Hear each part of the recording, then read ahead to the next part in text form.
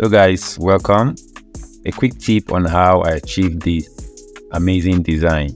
So first off, let me create an artboard by the side of this. So you go choose the artboard tool to draw on your page, any size that you want to draw.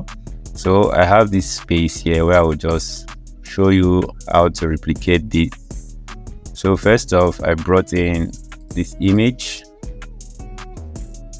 I brought in the image here and I scaled. So after scaling, say okay. So I brought in the other image, this sun here. So I scaled and make sure to scale. Then you bring the other image upwards at the top of the other image. Then you change the blend mode. So using a soft light mode, so we can have that amazing sun ray on their faces and body. So the next thing I did was to draw a shape, a black shape. So I add a mask to the shape, then use the gradient to just blend it to my background, just like that. So after doing that, I brought in this other image. So I scaled. So I wanted them to be at the foreground of that sun. So what I did, I scaled my image. Once I'm satisfied with the size, I added layer marks. So I use my brush tool to just brush out the parts that I don't need from that image. So I'm going to be cleaning some parts. So after brushing the areas that I don't need, I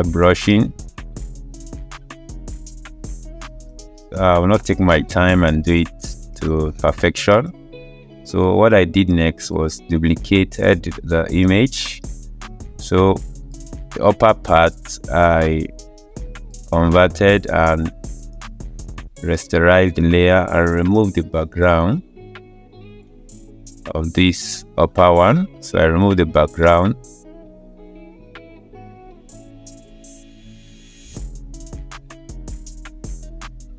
So once the background is removed, you can see we have them two here. So then down one, I will just do a quick brush of them like that. So I can be able to remove some parts.